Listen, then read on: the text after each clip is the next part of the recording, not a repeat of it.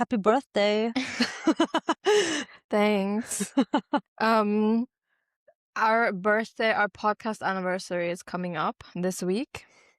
We are recording this on the 18th of June, and it's the 21st of June. And this episode will come out like the day after our anniversary, so it's perfect. Wow. Good timing. Yeah. Look at us being ahead of time. We've been doing this, I think, almost every year. We did like something for our anniversary, some kind of episode where we did like a review of the year or like a recap. Yeah. Kind of thing. But like with all our other episodes recently, we've decided to put a little more structure into this one. Look at us. let's start off with a recap or like a review. Wait. What did we do? Well, we had way more guests this year. Yeah, so one thing that changed this year was the guest episodes. It was probably the biggest change to like the format of the podcast. Up until then, we were doing just the two of us yapping. And then we had one guest on at that point. Yeah, very early. It was Charlotte. Yeah, which was really fun, and it was also our best listened to episode, but I think also because she just has a huge following. Yeah, it was also a good episode. At least I really liked that conversation. But I think that's also what we realized is that by having guests on, it's an opportunity for the podcast to be heard by a larger audience because it gets shared to that person's audience automatically. Yeah, and one more thing to add is that I feel like after 2 years, like we can only talk about our perspectives and what happens to us. And at some point, it's really nice to like get an outside perspective on things. Yeah, and at first we started off just having like people on and we would talk about like business. And it always ended up being kind of a similar conversation. It was always like, so how did you get started? What did you do before?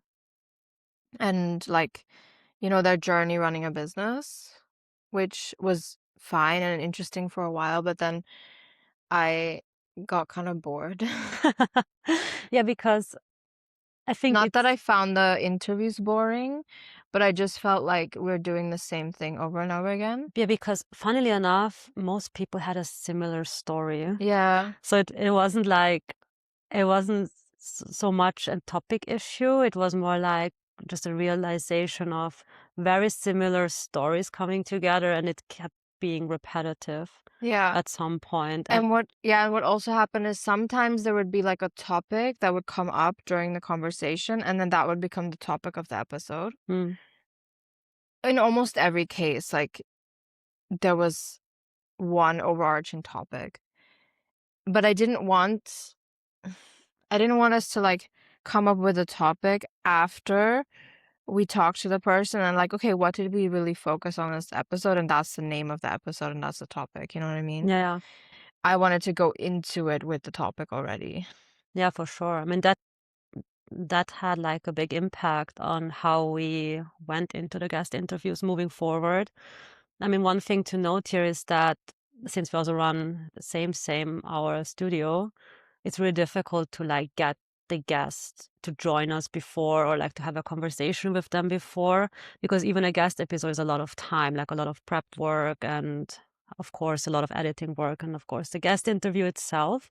So there's a lot of time that goes into it, and having then another time slot where you talk to the guest before is currently just not feasible. I'm pretty sure it's like probably best practice, because then you kind of like have a short conversation and then you get into a topic that's interesting and then you say, okay, this is what we're going to focus on in the interview. And we just have to have a different approach because of time issues. So I feel like it still goes quite well. So I feel like it's fine. Yeah. But probably it's best practice to talk to the guests before if you don't know them already. Yeah, I think in the best case is when somebody has something going on that they want to talk about. That was like when we would talk to Charlotte, that was the case because she had her book coming out. Yeah. So it was like a perfect opportunity to talk about the book and then also talk like for her to promote it, but then also talk about other things. And yeah, so our strategy changed from kind of like just seeing what happens to really researching our guests beforehand, figuring out, okay, what topics do they focus on in their content? Because I mean, nowadays everyone's posting stuff online, so you kind of get an idea of what they like to talk about just based off of that. And then we send a suggestion. Yeah. I mean, one more thing to note is that we had a structure prepared, which was asking more about the business side of things, and then kind of of course, while you start talking to someone, a topic kind of like, how do you say, like entstehen? It just kind of like, yeah, it would come up. It would come up, but we actually had a different structure prepared, and the other topics coming up was, thank God, was very natural and very did us very good, like for the conversation, so they weren't like super repetitive. Maybe in the structure of it all they were repetitive, but since what you mentioned, that everyone kind of like talked about their journey and something else came up, it wasn't like it was the same episode over and over again. That's something that I wanted to add. So we went in with a structure. We realized, wait a minute, this is way more interesting when they talk about something so personal, even if it's not specifically business related.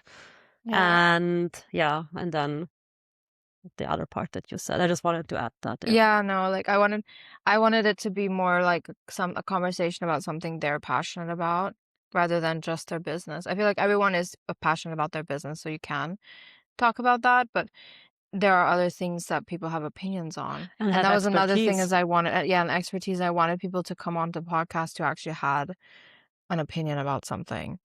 Because, like, I don't know, sometimes people feel really strongly about something, and then you can talk about that topic in more depth because they feel so strongly about it and have already, like, thought about all these things. The conversation doesn't just stay surface level. You go, like, really into the details. And also, especially those people are not afraid to voice their opinions. Yeah. And I really like that because we can agree that we all have different opinions on things, and it's really nice to hear different perspectives. Even maybe we don't always see eye to eye with those opinions or perspectives, but it's extremely interesting to hear them and learn something new. I would say with every guest episode, there was something I took away from it.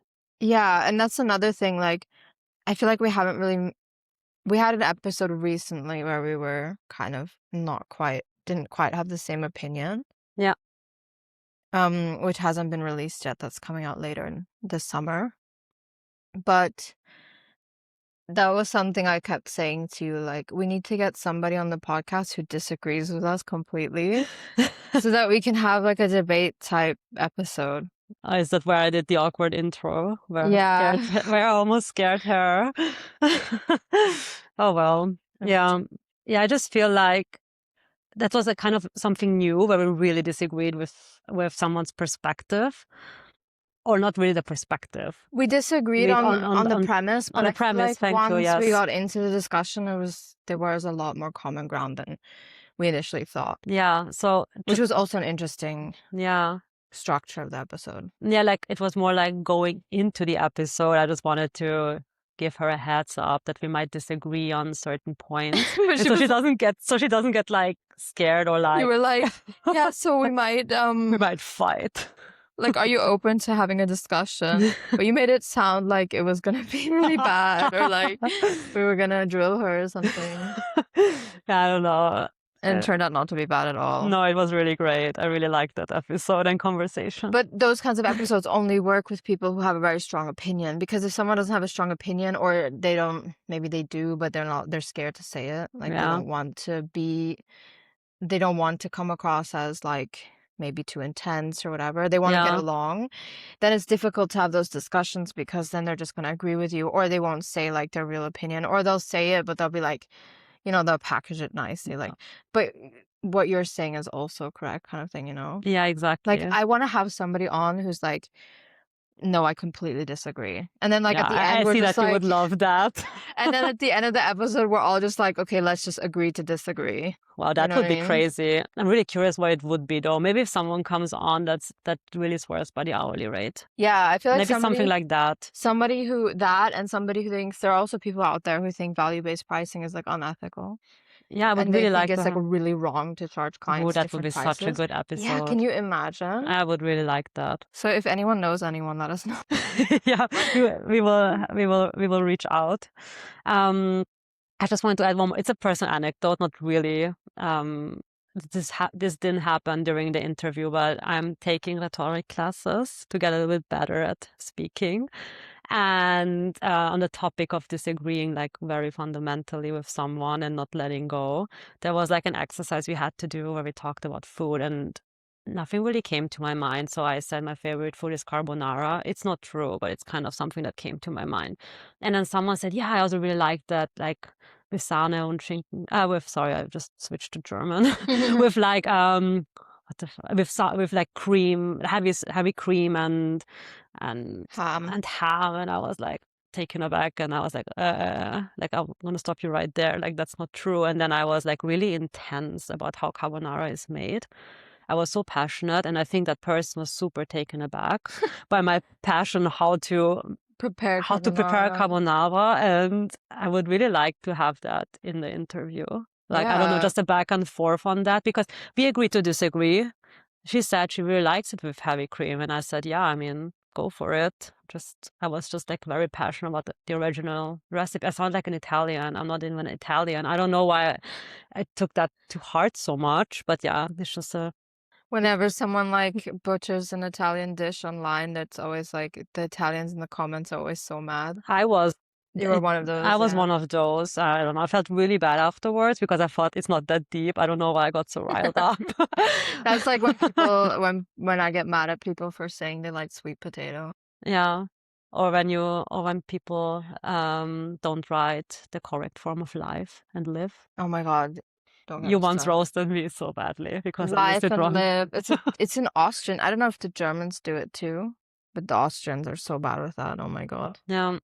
That's also something I remembered. Okay, anyways, we're sidetracking. Drifting. We're drifting off. Coming back to the podcast. Yeah. So the biggest change to the format was the guests. Yeah. And then the other big change we had was the rebranding, which was this year. So it was like Podcast. it was actually near the end of the podcast year because it was in March. So it was like not that long ago. It wasn't quite in the middle. And the reason I decided to do that, well, there were different reasons for doing that. I think I already talked about it partially on the podcast. I'm not going to go too deep into it, but like one of the reasons was that we were having these guests on, and I felt like we were taking the whole thing more seriously. And then I felt like the branding we had was just kind of like, we just had put that together really fast in like one day, and we didn't really think about it.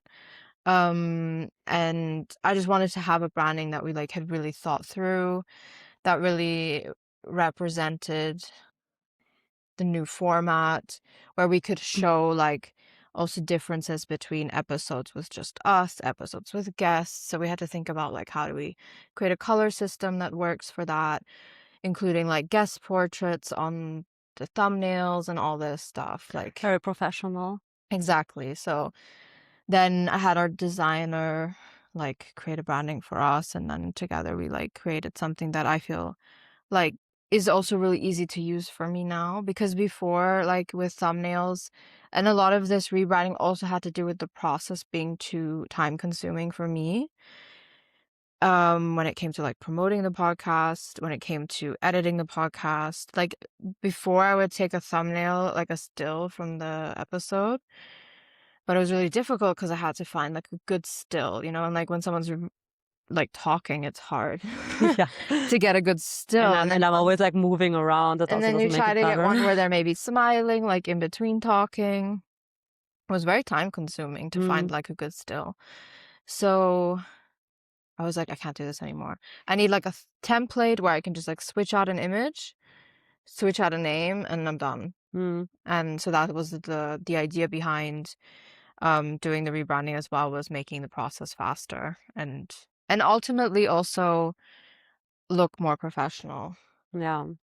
Because now the thumbnails on Spotify are like individual to the episode instead of just like always the same thumbnail. Yeah. And then also on YouTube, we have thumbnails. Like if you go on our feed and you see all the videos next to each other, you can see immediately, okay, this is a guest episode, this is not a guest episode, and those types of things. Yeah. And also the name change. Well, yeah, the name change was, I think, mainly just because the old one was too long. I really like the old one, I though. also do. I still like it a lot. Me too. I really like it a lot, but I totally agree. It was too long because it was a mouthful. Now I went to business school. Also, NW. Oh my God, my head is glitching. I need to write it down. I genuinely cannot think of the first letters. WTBS? NWTBS. I mean, kind of cool though. Hi, welcome to NWTBS. Yeah, it's a bit too much. No, BTS is better. I know it's BTS, but we have to be careful with BTS because, like, we have a version of the logo with BTS, but I don't want to put it out there too much because, like, technically BTS is like trademarked, so they could also tell us we can't use it. But it's very dependent on like what you're using it for, and because our podcast is so far away from what BTS is doing, it's probably fine. Yeah. At least that's what AI told me. But still, I want to be careful because, like, I mean, the worst thing they could do is just tell us we have to take it down, and then I would just have to switch out the thumbnails. Imagine being sued.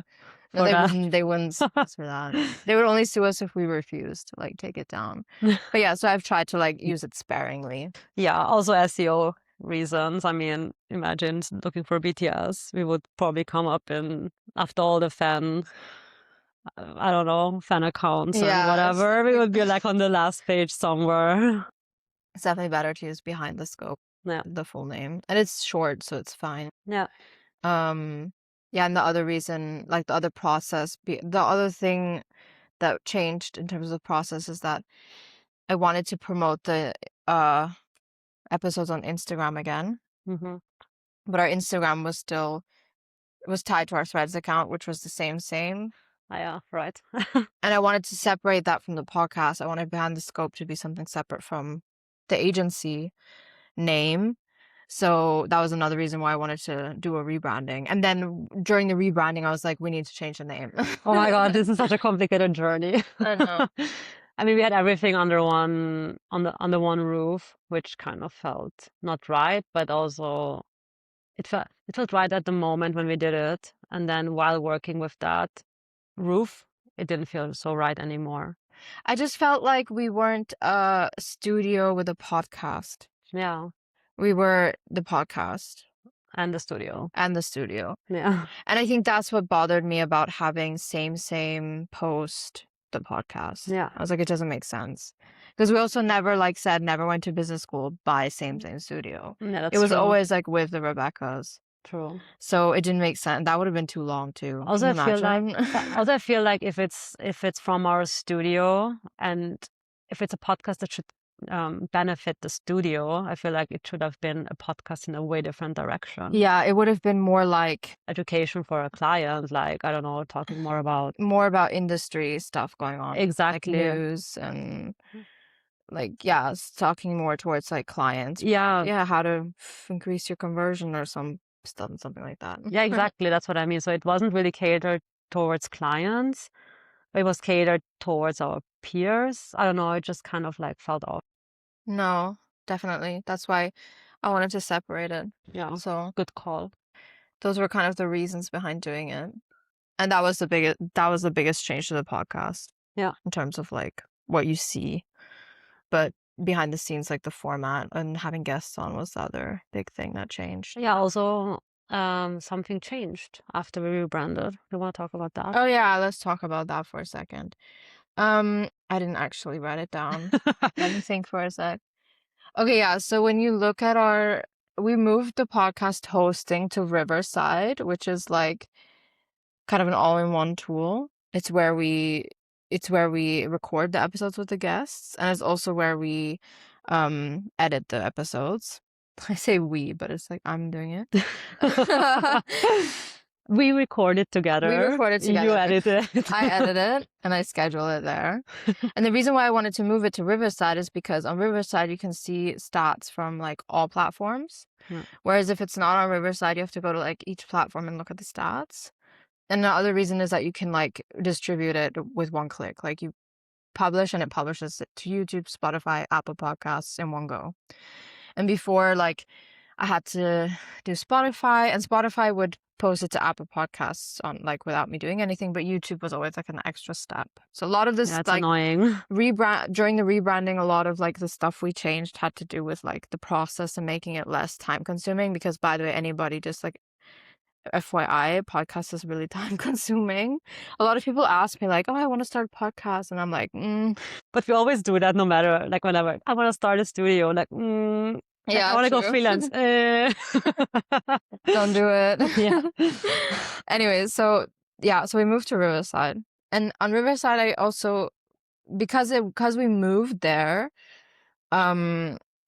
before like shortly before we did the rebranding, we have like the stats there from like what the listen like the cumulative, but also like the daily listens of the podcast, and you see like the time before the rebranding, it's very like stagnant, like it's going up like very slowly and steadily, obviously because over time you're gonna have more listens.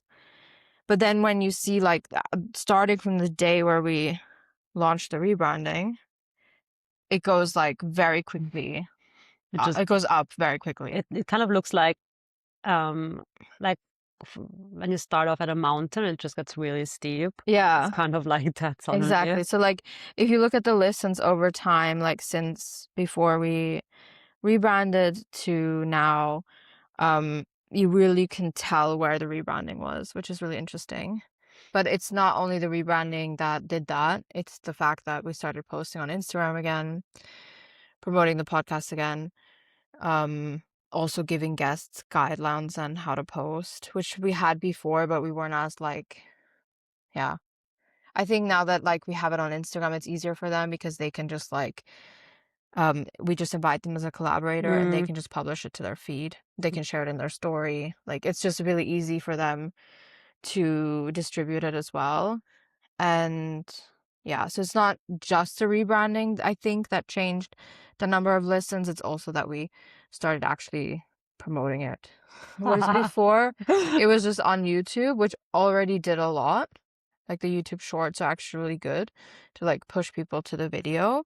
But Instagram like made it obviously increase a lot as well. Yeah, also most of our guests are on Instagram. Yeah. So it makes sense to have like a collaborative post there with them. Yeah, so Instagram was like, yeah, very hard for me to download again. I can't lie. Yeah. Remember I was actually interviewed, and I remember that I was asked that in that podcast, I was asked by the host how we promote it without Instagram. And I think I said like YouTube or something, because he said that most of his listeners come through Instagram, or like the platform really helps him to grow listeners. And I was like, I'm not quite sure what I told him about that, but more like it's not really my role, so I cannot really say much more. But yeah, so that was also something that came to my mind about Instagram. I was really like, I don't even know how we... I honestly don't think unfortunately, the insights don't tell you where they're coming from, but I see it, I can see it in terms of time. So like, I know when I posted a reel, and then I see like if the listens go up. And sometimes I do look at that.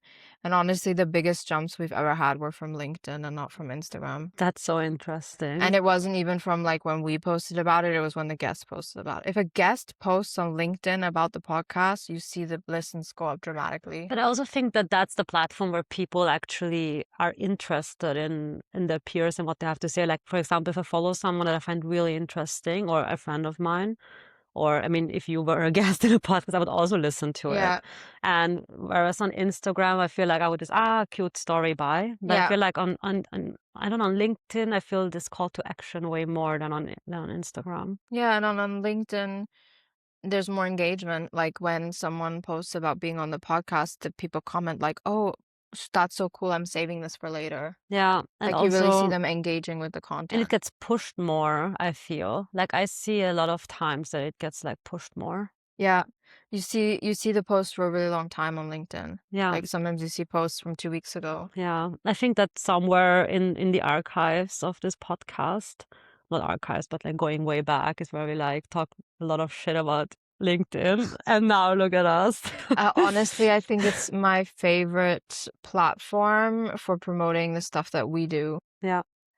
I also find it the least stressful. That's true. I find my feed way better now, but in the beginning I found it super You annoying. really What have the to fuck? curate your feed. Yeah, that's so horrible. What the hell gets posted there? I'm like, I don't know. There's it's really amusing though. I'm there and I laugh a lot. That's the other thing, is that it's so funny because it's so absurd. It's Like a lot of the unhinged if you things. think about it. Like, oh my God, just recently this person posted about her infertility. I am right. And how she That's so bad. like just her life, it just didn't work out for her to have kids, and she's like 42 now, and it's like not gonna happen. Or 40, even I don't remember, older. but She's in her 40s, so yeah. it's like past time when it would work out. And this guy comments like on LinkedIn. I don't know. I think that's crazy. But it was also like an anonymous, like he didn't have like a profile. He doesn't have a profile picture, but he did have like a role, like, you know, like he's working somewhere.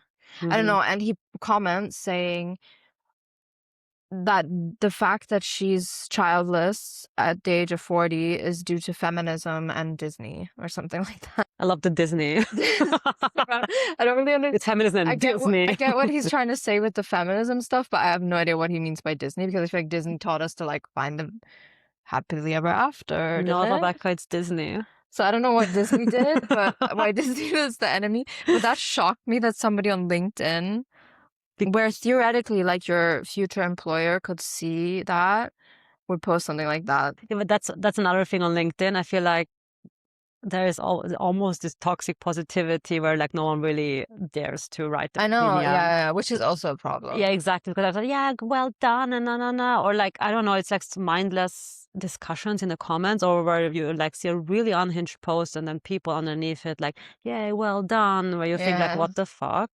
I don't know the word this was.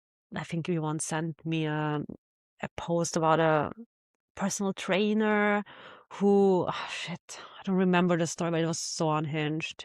Sorry, you can cut this out.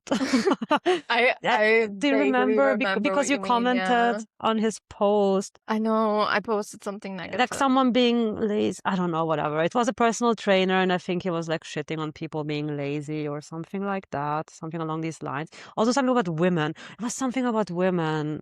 Oh, shit. I wish I remembered. Sorry, guys. I kind of like walked into this like with a lot of passion, and now there's like this big letdown. Well, maybe it will come to my mind later.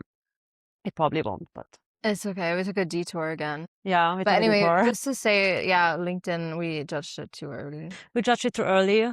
There's two things I really like. First of all, the people I follow now are very curated, which I really like. I see a lot of cool things on my feed now. But sometimes there comes this really unhinged post because it gets pushed, of course, and then I like laugh, and I really like it. I get very amused on LinkedIn. Yeah, me too. I also find it amusing. Yeah, so yeah, a big changed my mind moment here. I think that it makes sense, like in hindsight, because LinkedIn is about business. Yeah, it does make sense. And it's about talking about your work. And that's what we're doing constantly on the podcast, so it makes sense. I know, but I found it so cringe to write on LinkedIn. Yeah, I don't know, for me that was such a blocker. Anyone who's listened to every single episode knows that you said at some point you were gonna, like, this is your year and you're gonna do LinkedIn. True. And you never did it. I just want everybody to know. Yeah, you're never right. did it. I posted sometime. You Yeah, you're right. posted maybe like 3 or 4 times, and Yeah, at maybe least a so, right. couple of those were reposting Your post. something I did, and then just adding like your 2 sentences to it. Yeah, like just recently I did that. Yeah, I know. Which is also fine. Like, Nah, but it's just funny because you were like, I'm doing this. I know. I And you never shouldn't did. announce these things. I really like announcing these things because I feel like it holds me accountable. But then I kind of like don't feel so stressed about it. And now here I am again, not posting a lot.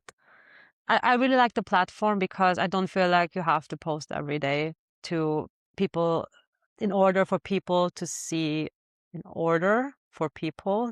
your posts or Yeah, what you write. Like, that's true. for example, I feel like on Instagram, the algorithm is different. I don't know. I just really feel like people see what I post, even if I post very sporadically. I Yeah. still feel like people see it, and that's very rare, to be honest. I also think that I feel the same way. I have noticed on LinkedIn that when you post weekly Yeah. or like 2-3 times a week, which I do sometimes when I'm like very motivated, that you do get more impressions. Okay. So it does reward Well, I like haven't gotten to that quantity. yet. It rewards quantity, but what it doesn't do, it doesn't punish you for not posting for a long time. That's what I meant. And that's what Exactly. I like really like Threads that. does, for example. Like Yeah. on Threads, I notice it a lot. If you don't post for like 2 weeks and once you start posting again, nobody sees it. No, it takes a lot to gain momentum again. Mhm. I remember once I had my posting streak on Threads for like a week or something. The first posts weren't getting engagement at all. And then once I started posting more and more and commenting more, it went up again. But like the Yeah. first ones were just crickets. Yeah. Yeah, so well, enough of the LinkedIn fangirling. We wrote down some questions Yeah, and that's actually just to that actually answers one of the questions that we had written down, which was like, what surprised you the most? Mm-hmm. That's definitely something that surprised me, was like that LinkedIn, in terms of the podcast, ended up being probably our biggest driver to the guest episodes, especially. Speaking of surprises, there was one other thing that surprised me. I mean, of course, looking at the stats, I know people listen to us, and I know that theoretically. I mean, I see the numbers, but it's so crazy to hear. It's so crazy to meet people who are listeners and then talk to us about the podcast and tell. Like we just recently met one listener who said that she binged our podcast, and then I don't know, she was talking about one of the episodes. I think it was on imposter syndrome. The thing was, I don't even know what I said anymore on that episode because it's been kind of long ago. I mean, I can't imagine what I said because I don't think I've changed so much since then. But it was crazy to hear someone in real life saying that they listen actively to the podcast. Not just, okay, I've listened to one episode. No, but like, I don't know, listens to the episodes as they come out. And I don't know, that was insane for me. I don't know, it's just such an... I have a friend who's also self-employed, like not in the creative industry, and she has her own podcast now too. Oh, really? Nice. Yeah. And she would also, every time I saw her, she would tell me, yeah, I listen to your podcast. Even though she's not from the creative industry, like she just thought it was so interesting to just hear like perspectives from other like people who are self-employed. Yeah, cool, yeah. Yeah, and I was also, every time she would say that, I'd be like, it was also so weird to me. Like I see the numbers and I see that people listen to us, but then meeting people in real life and they tell you they listen to every episode, and then you're like, oh yeah, like actual people listen to sitting, I don't know, at work or like on their way to work, and they're like listening to you talk about stuff. It's a bit weird. Yeah, especially like the solo episodes. Yeah. For some reason, like that's even more surprising to me. Like the non-guest ones, you mean? Yeah, no, non-guest. Yeah, I was surprised that one of the ones I recorded by myself got a lot of listens. I was like, the people listen to me talk for an hour about designer's ego. Designer's ego, yeah. Like, oh my god, that was so funny. Like me just sitting on the couch and talking to myself. You're so strong for that. That's crazy. Yeah, so that was also something that was surprised. I mean, of course, pleasantly surprised, but surprising nonetheless. Yeah, for sure. No, it's like, and I feel so honored that someone spends the wholesome. time with us. Yeah. Like takes, I don't know, almost an hour out of their time to listen to us And then actually also feels motivated to do something, because she also told us that she opened her business yeah. because of like a lot of the stuff that we talked about on the podcast, which is also crazy. Yeah, that was insane. So if you're listening, you know who you are. But it also makes me feel like I need to be careful what I say, like if people are going to take me so seriously. I think we are very, very amendment. No, I think we are very, very clear how difficult we find self-employment. Yeah. I don't know. I feel like we're the worst podcast to listen to. That's also what was so funny about this story, is that she felt motivated to be like to start her career, like her business, because of us. And I feel like a lot of the times we're really discouraging. Yeah, we are. Like a lot of times we're like, oh, this is so shit. Just And don't then do like, it. and then we're like at the disclaimer, like, no, and then at the end of the episode, we're like, we need to end on a positive Yeah. note, because we spent like a whole hour talking shit about something. That's true. And then we're like, oh, how do we put a positive spin on this? Yeah, that's really like us. We always struggle at the end of those types of episodes. Yeah. But I'm happy to, like, I don't know. Of course, everyone can have a different experience doing this. It's Yeah, our obviously. experience. But And maybe people hear about it and they think like, if that's the worst thing, then it's probably not so bad. yeah, I think so too. And I'm really happy to that that's crazy to just think about it, to inspire someone. I don't know. It's I don't know. It's kind of like too crazy for me to actually fathom. I feel very honored. Yeah, me too. Okay, next question. What was a guest interview that stuck with you? So many, actually. There are 2, 3. Oh, wait. Okay. 4. 5. No, okay. So, okay, on the top of my head, there are 3 that come to my mind. And 2 of them were episodes where we went into it not really knowing, like, we had an overarching topic. This is when we already started having topics. But with sometimes people don't have a strong presence online and don't post a lot about what they're passionate about. And then it's a bit difficult to find a topic that really where they are passionate about, a topic that they're passionate about. And we have changed the process since, so they can suggest topics, but before that we haven't done that. So I kind of had to go into research mode and, I don't know, stalk the people and see what they're passionate about. I really felt like a stalker at that point. And I remember 2 episodes specifically where I was like a bit, okay, let's see how this goes. Let's see where this conversation takes us. And both times it took me by surprise, because it was such a, I would almost say, philosophical and deep conversation. Yeah. That I was so engaged during those episodes and during those conversations that I didn't want it to end. I mean, I have a lot of times that I don't want it to end, because it feels like it's such an interesting topic and such an interesting conversation. But those 2, specifically the one with Lara and the one with Laura, they were, for me, an extremely like deep conversation that came unexpectedly. Then there was the episode with Dion, where I already found the topic itself interesting that he suggested, but it was so insightful and kind of so engaging. Yeah. I really like that one too. Yeah. I like that one too because Diane's not afraid to say his opinion. Exactly. That's what made it so engaging. And it made it very like easy to go into detail because of that. Because when people are scared to like really talk about their opinions, everything stays kind of like surface level. Yeah. But when you're really not afraid to say like, like this part of the industry is like broken, and you can go into detail on like why, Yeah. So that was really interesting for me. I mean, there was actually so many. The one with Anna, for example, was Yeah. also an episode like that. I mean, there are a lot of episodes that turn out very deep, but I already suspected that will turn out deep. Yeah, That's why I highlighted the other 3 episodes, because especially the other 2 with Lara and Laura, where I went into it. I don't know, like I have to like, let's see how it goes, because I don't know yet if the topic that we focus on will actually be a good topic, or we can go deep enough, or you never know how this go. And then for both, I was like so pleasantly surprised. It was such an interesting conversation. Yeah, the ones that stuck for me, I think one was the episode with Marina That one was about the also really good. wedding Yeah. design, just because I just loved it because it felt like a gossip set. Yeah, it was really good. Yeah, And I that was agree. just fun for me because I enjoy those types of podcasts where Yeah. you get like, juicy details.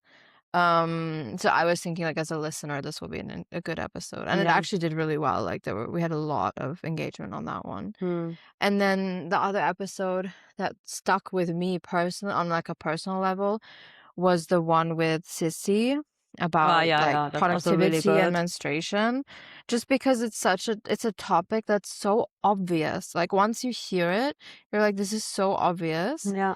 And yet it's so underrepresented in everything, like in work, in also like online when you see people talking about productivity, you never hear about it from the perspective of your body might not actually be able to function Yeah, maybe in like, that way where like this productivity hack yeah. will work, you know? Yeah, in the context of Yeah, menstruational cycles. exactly. Like that was just for me like mind blowing because again, it's like so obvious and at the same time no one's talking about it, you Yeah. know?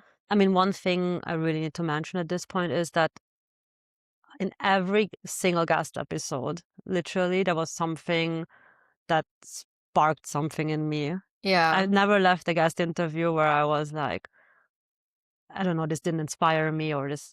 There's was always like something sparked in me, like something inspired or something.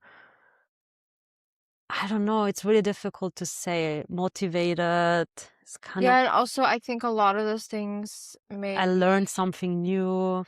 made me feel validated as well. Hmm. Because like not just the episode with sis, like I feel like we've talked about productivity and like the classic 9 to 5 in a lot of different formats. Like we had the menstruation aspect, but then we also had an episode with Karina, who's an illustrator, and that episode was also about like taking a different path to like the classic like agency life. And then we had a similar conversation recently Yeah. with Alice Kata as well, where we talked about, and with her, the conversation with her was more about like, allowing yourself to also, do all these things That you was want also to a good do. episode. I'm like really. I know. Now I feel like I did everyone this justice because I only mentioned 3. But the more I think about it, the more you mention, I'm like, yeah, of course, that as well, and that as well. And recently we recorded another episode, which is coming out later in the summer with someone who's also, where it was also about like, just allowing yourself to do all these different things and not stressing about having to have a system or having to have like a, strict schedule or whatever. And I think like all these things made me feel validated because that's exactly how I've been working like the past year. Yeah. And sometimes you question it because you see everybody around you talking about, getting up every day at 6 a.m. and then doing their like morning routine and then like my 5 to 9 before my 9 to 5 and all this stuff where it's like very like That never influenced me. I was never a 5 to 9 girl. me neither, but I see that and I'm like, okay, is this a productivity hack? I don't know, like, and it's just like I think good to have all these different perspectives where you see people, thriving, doing something very differently to what you are used to seeing or like what you're kind of expected to do when you leave university. Yeah, of course. And I think that was like something that those stories stick with me for that reason, because like on a personal level, I just relate to it. Yeah, there was a lot of relatable things in the episodes and a lot of, I don't know, such great conversations. I'm so thankful for everyone who comes on our podcast and talks to us and has a conversation with us.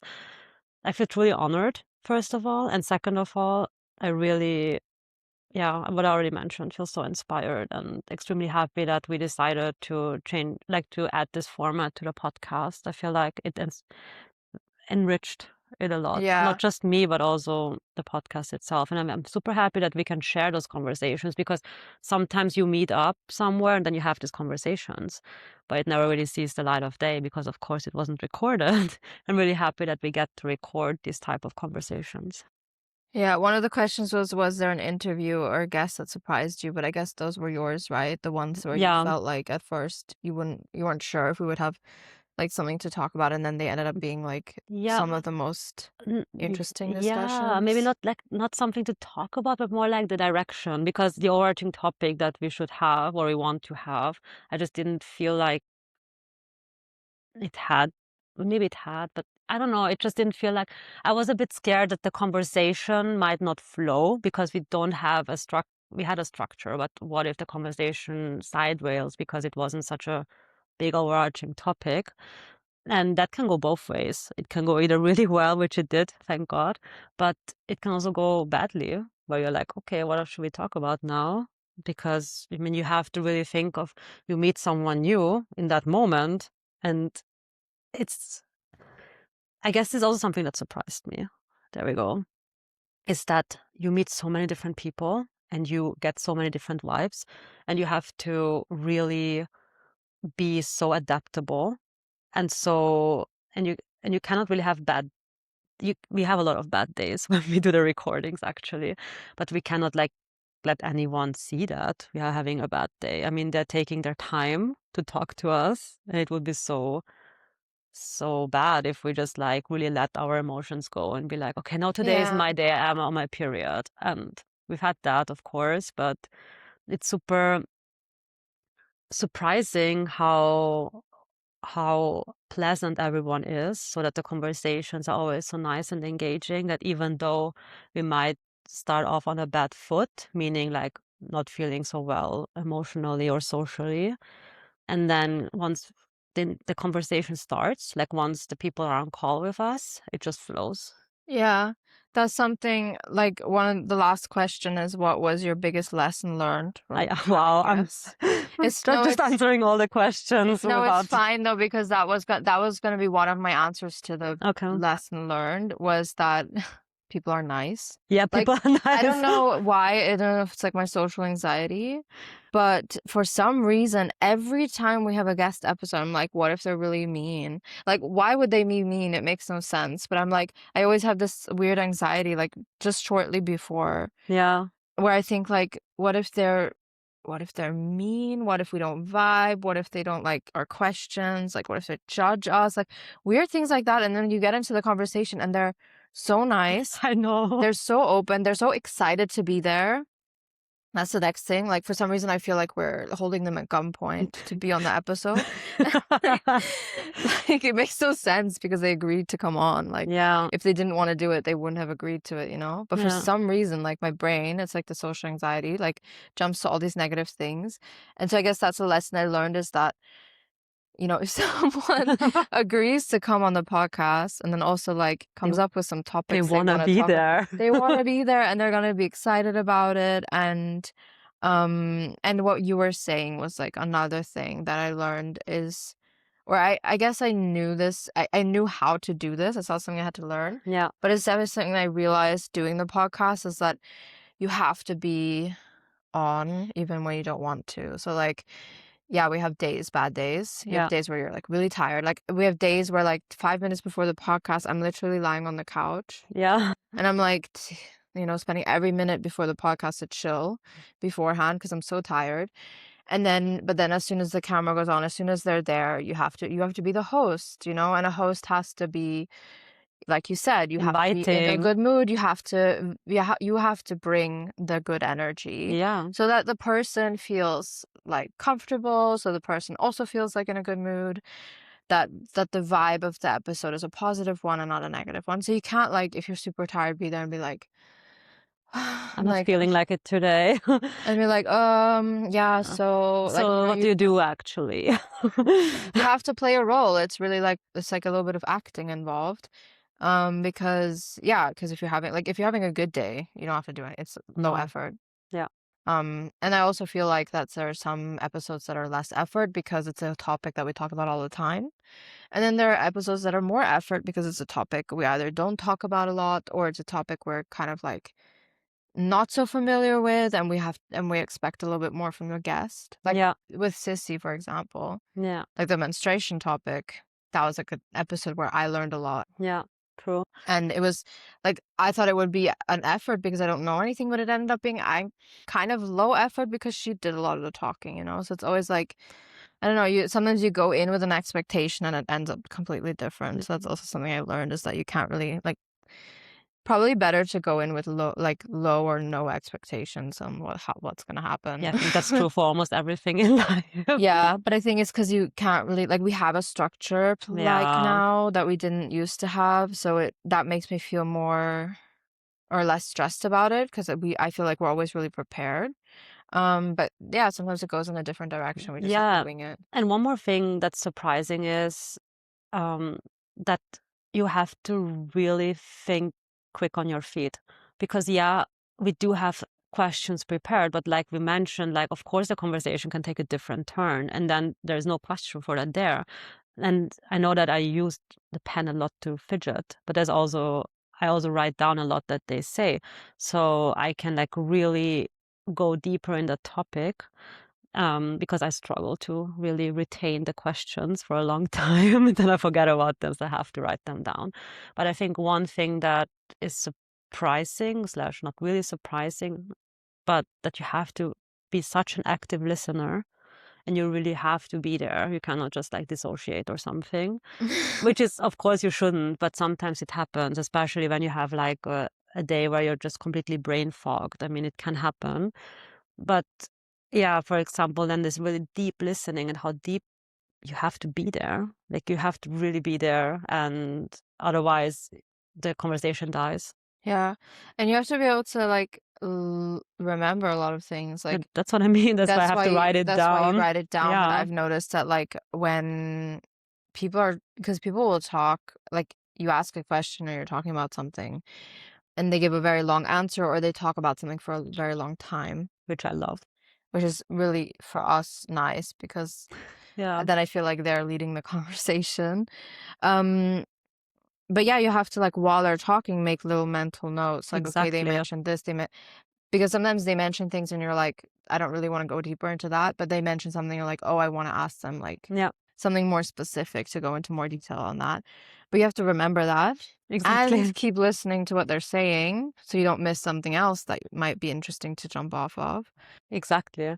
So, and that's difficult. And that's something I try to do it like, making mental notes. Yeah, I can't make the But mental sometimes notes. I also circle something or write it down because I don't want to forget it. Exactly.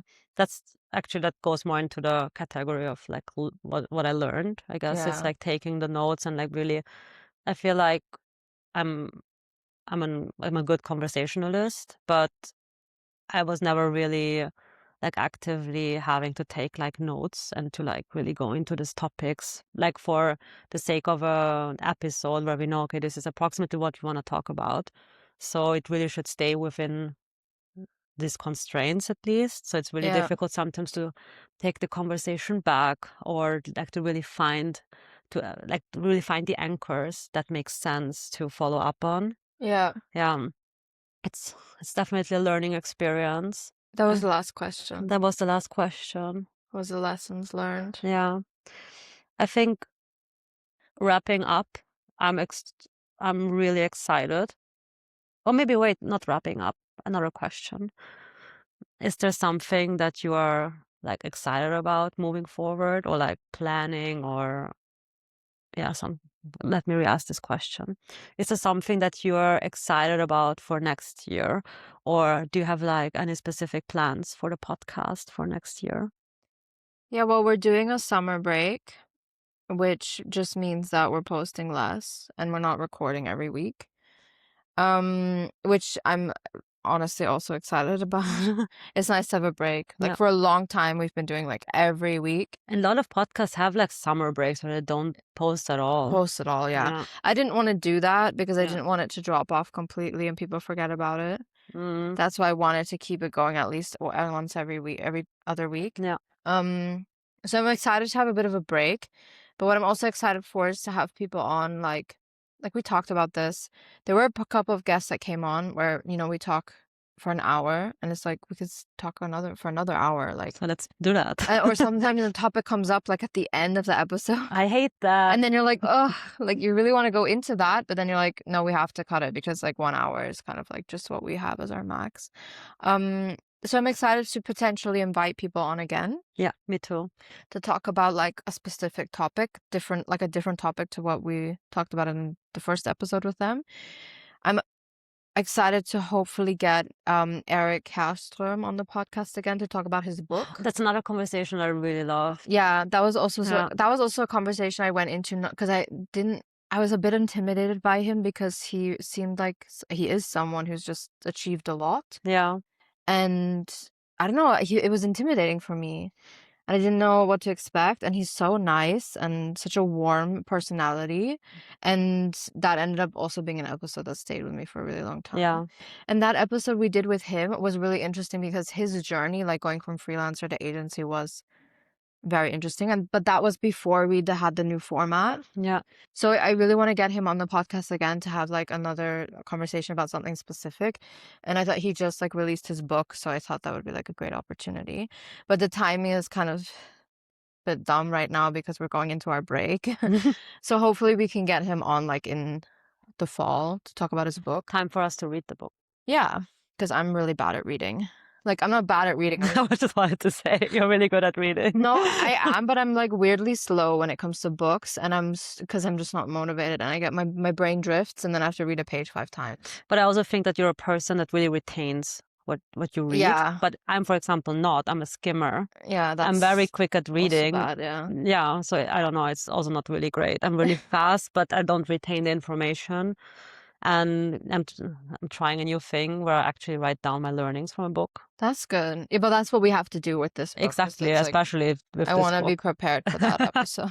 Look at us preparing. Yeah. So that's something I'm excited for. And then in general, like potentially finding people who disagree with us. Like, I don't know. I want to do more episodes. You just want to like fight. I don't want to fight. I want to fight someone. The thing I loved about the episode with Marina, like we didn't disagree with her on anything. Like it's not about that. But the thing I really liked about the episode with Marina is that there were so many like juicy things we could talk about, and like it was just like gossip session. And I think that something like that is just very engaging for listeners. And then I can also imagine something where you're like having a heated discussion about something. Yeah, would also be engaging, you know. Yeah, also for us. And for us as well, and I just think it would be fun. Yeah. So we need to find someone who like disagrees with us on maybe like pricing strategies. I feel like you have enough fights on or value on Threads. On Threads, yeah. Maybe we should. Oh my god, we should invite someone from Threads onto our podcast. Yeah. Ope.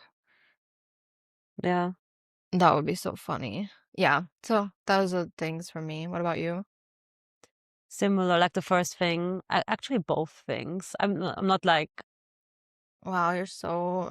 No, wait. Such a copycat. I am. Yeah, because I really enjoy the guest episodes, even though I feel like sometimes before the episodes I need to like really, I don't know how to say, like hype myself up. Yeah. Because I'm also a bit scared of similar reasons. I don't think they would hate us, but like, what if the conversation doesn't flow? What if la la la la la la? It's more like related to than the talking part, less about the person. I'm more scared about that. But obviously, since we are 2 people, it's kind of like okay, because when I'm like not coming up with a question, then you do, or vice versa. And yeah, and having guests again, like Alba, for example, was also really engaging conversation that we had with him. Yeah, he's also someone who has like strong opinions about things. Exactly. And even in that episode we said, hey, we should, or after the episode we said, okay, we should do this more often with him. Yeah.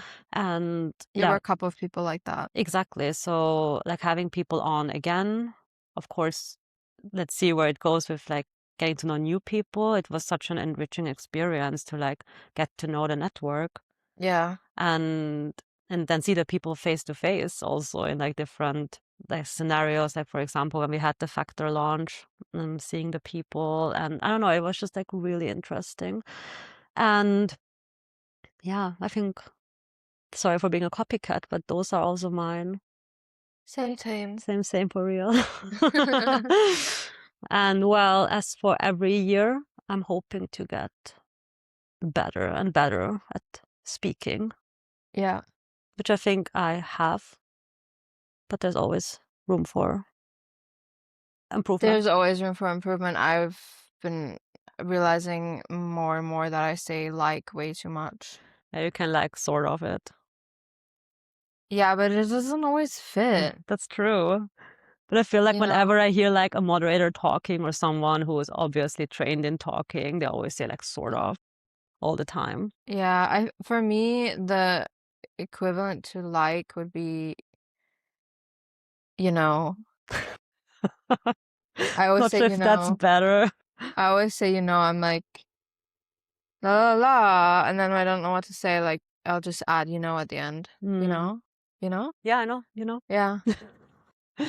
Yeah, well, I mean, we're doing this in our spare time. Yeah. And I think for considering, I had this random anecdotal, like little story time.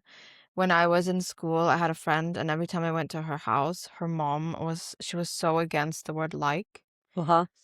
So anytime we would say the word like, she would point it out, and it was really annoying because you would tell a story and you would want to finish the story. How old were you? We were like 17 or something. Oh, come on. That's so ridiculous. So you would be trying to tell a story and she would interrupt you the whole time because she's like, and but it actually really worked because for a long time, I feel like I didn't say it that much. Yeah, we have had something similar. It's something, I don't know when it happened, but I feel like it's rather recent, maybe in the last few years. I started saying like so much. But I feel like in conversation. But it really bothers me when I listen to the podcast. And I hope it doesn't Can you like bother cut other it people. out?